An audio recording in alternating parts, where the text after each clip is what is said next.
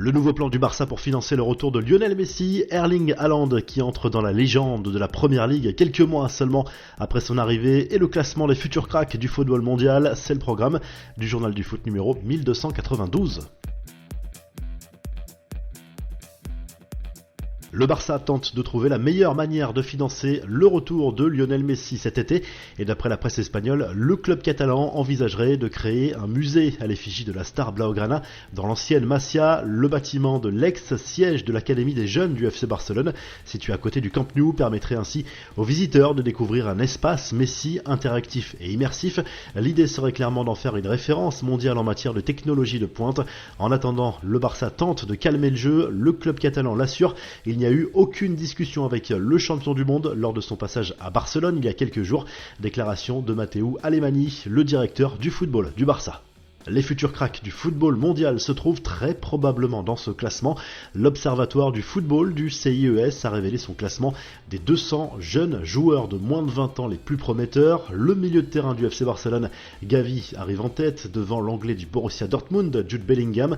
Dans le top 5, on retrouve Marcos Leonardo, attaquant de Santos, Antonio Silva, défenseur central du Benfica, puis Vitor Roque, buteur de l'Atlético Paranense, le jeune attaquant de Palmeiras, futur joueur du Real Madrid et lui 8e. Les infos en bref, le sujet du Parc des Princes continue de cristalliser les tensions. Anne Hidalgo en a remis une couche sur la volonté du PSG de racheter l'enceinte et de l'agrandir et de la rénover. Le club a proposé 38 millions d'euros, je pense que le mot ridicule est celui qui convient à expliquer la maire de Paris. Le dossier est au point mort et le club parisien s'intéresse de près au Stade de France. Il n'y aura pas de sonorisation des arbitres la saison prochaine en Ligue 1 et lors de la prochaine finale de Coupe de France entre Nantes et Toulouse. L'IFAB, gardien des lois du jeu, a refusé les demandes de la Fédération française de football.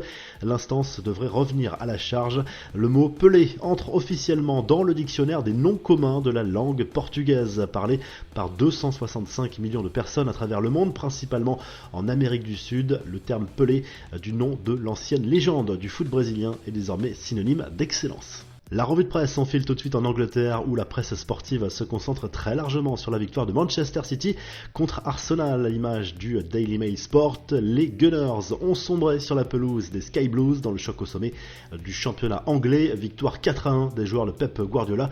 Gros match de Kevin De Bruyne et Erling Haaland.